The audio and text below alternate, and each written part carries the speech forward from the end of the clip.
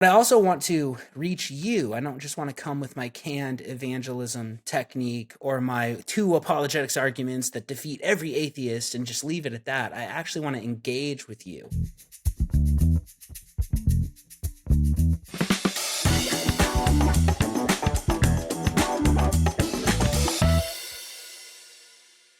Hey friends, it's Abdi Murray with another installment of Coulda, Shoulda, Woulda. This is a short series of videos where I and a speaker friend of mine who does this kind of thing for a living, who not only is on video, but also does speaking in public, writing, blogging, these kind of things for apologetics and evangelism. We come on the show and we talk about times when we coulda, shoulda, or woulda done things differently. And the goal is to equip you, but also encourage you that those of us who do this all the time, we don't always do it perfectly. And we try our best to do our best, but then we reflect and we hope to get better so that you can know that when you're in a situation and you're afraid of making a mistake, stay in the game. Those of us who are in the game often make mistakes often, but we get better the more we reflect, the more we seek the Lord's help, and the more we pray about the next encounter. So you will have a time when you coulda, shoulda, woulda done something differently. But the more you do it, the better you'll get. So with me for a part two is Robby Lashua, who is a speaker with Stand to Reason. That's str.org. I gave his bio in part one. And if you haven't seen part one of my conversation with Robby, make sure you go back and take a look at that. He shared a great story about a time when he actually didn't say anything and he wished he would have. So in this particular story, we're going to hear another time when Robby, when you coulda, shoulda, or woulda done something differently in an evangelistic or apologetics or whatever kind of encounter it is. So lay it on us, my friend. Awesome. Well, thanks for having me back. This is great. Yeah. Yeah, there was a time. So before I started working with Stand to Reason, I had my own podcast called Christ, Culture, and Coffee. And we did podcasts mostly. Then we got on YouTube. People can still go back and listen to those and watch those, you can right? still find it. Yeah, it's on Apple and Spotify and YouTube and all that stuff. But we did most of it as a podcast. And then my co-host wanted to start doing YouTube stuff. So we started putting it on YouTube. And shortly after that, there was this internet atheist who took our video and he like made his own like mock of it. But it wasn't it wasn't super mean. It was pretty funny actually when I watched it. He like mocked our intro video music kind of thing. It was pretty funny. So anyway, and then he critiqued our video. And I'd learned from previous times where I used to like I would have just ignored that in the past, but I'd learned no, we should engage these people. So that was something I learned from another coulda, shoulda, woulda. So I reached out to him. I said, content. "Hey, yeah, exactly, bonus." Yeah. So I asked him. I said, "Hey, why don't you come on our show, and we'll let you present your case for atheism, or you can tell us why Christianity's dumb, and we can have a dialogue about it." And he agreed. And so I talked with him a little prior to that, and he came on, and he's really nice. Not one of these militant atheist guys. But he'd grown up in the church and then couldn't get his questions answered. And so kind of got disillusioned with the church and he was finding more answers in internet atheists. And so anyway, I said, okay, Dallas, why don't you just tell us why you walked away from Christianity? What convinced you that atheism's true? And he said, well, when you look at the science of things, evolution's a pretty established fact and the earth is not 6,000 years old. And he started talking about all the science stuff. And I said, well, hey, man, you know that there's actually a lot of Christians who are okay with evolution and an old earth. And I said, and I disagree with evolution, macroevolution, but there are Christians who agree with that. So really, why did you walk away from it? Because you can hold that view and still be a Christian. And he said, oh, well, I also think there's huge mistakes in the Bible all over the place. There's transmission mistakes. And I said, oh, yeah, man, I studied that. I could point out some of those mistakes that we've seen in transmission. But I'm still a Christian. So really, why aren't you? And I kept pushing that. Why aren't you a Christian? It doesn't make any sense to me.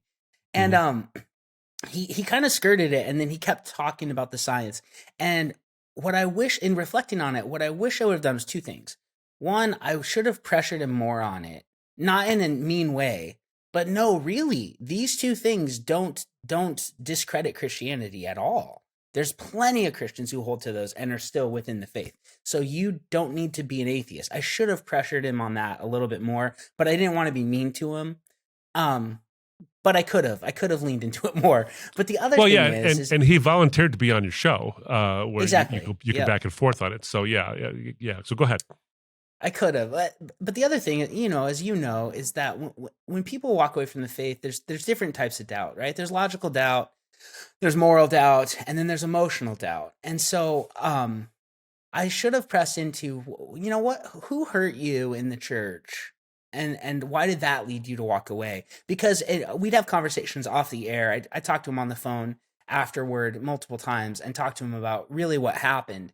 And honestly, it was he couldn't get his questions answered, and Christians were mean to him. Christians were mean to him, and said, "Don't think, just believe. You're questioning. You're wrong." Because he grew up in a real strict church in the South. Yeah. And so I should have picked up on that. And I've read Habermas's book on doubt and the different types, and I know all Yeah. this stuff, right? But Mhm. then when you're actually talking with somebody else and trying to put it into practice, it's a completely different thing. And Yeah. so later on in one of our conversations off the air, I thought I need to really dig into his emotional doubt and what's hurt him. And so we talked about that. And he said, just people in the church had been mean to him and told him not to think. And he's questioning, and that's, the opposite of faith, and all this stuff that's just not true. And then we were talking, and he was really upset because he was on all these Reddit threads, and he was on an atheist Reddit thread, and the atheists were being mean to him because he's not a super jerk. He's not super militant. He's not calling Christians the dumbest people in the world. He's really trying to evaluate things. And so he was just kind of venting to me how mean the atheists were being to him, and they shouldn't be like that. And I said, "Well, man, are you going to leave atheism now because people are mean to you?" Yeah. Right? And this Wow. is off Wow. the air, right? Yeah. But Yeah. I thought through, okay, I'd learned, hey, we got to press into that. And he's Yeah. like, "Well, that's a dumb, that's not a reason to leave a worldview." I said, "Hey, you said Mm. it, not me. So just Yeah. because Yeah. Christians are mean to you, how about we just agree that there are mean people in every Mhm. worldview? How about we just agree that people Mm. have issues?" And actually, that backs up the Christian worldview of sin and Mhm. depravity and all of that kind of stuff. And so it Yeah. was interesting. My conversations with him over time, I'd learned. I don't know. There were a lot of coulda, shoulda, wouldas that I'd learned, and then I would put into practice. And I think that that's helped me, just with this idea of talking with people, especially trying to evangelize and lead people to the Lord. It's not a one-time conversation that's going to make the difference. And my boss, Greg Koch, always talks about we're always planting and gardening, and maybe our one thing that we leave them with, the stone we put in their shoe, is going to be there, and then the next person that comes along is going to add to it. But Yeah. when we have friends or people we're trying to reach, it's multiple conversations, and I think learning from those as we go is really important. Is Mhm. really important. It dignifies the person because we're showing them I care enough about you to actually listen to what you're saying, and also to listen for the things you're not saying, right? And try to bring those out. Yeah. But I also want to reach you. I don't just want to come with my canned evangelism Right. technique or my two apologetics arguments that defeat every atheist and just leave it at Mhm. that. I actually want to engage with you. And so Mhm. learning the coulda, shoulda, wouldas with the same person over time in multiple conversations, that's something that I've learned is just really effective. And I think we see Jesus do that. I think we see Jesus do that with the Pharisees a lot. He keeps the conversation going with these guys, obviously with his disciples. But that's been something that's really helped me. And I don't know, just maintaining the relationship with this atheist guy. So who knows what the Lord's going to do with it? But lots to learn, and I'm just thankful that I can talk with these people and share with them, and that he's nice too. Like that's the other thing. It's not just me. It's he's nice and he's kind and he's engaging and he'll take Mhm. time to talk with me. And so I do appreciate that as well. Yeah.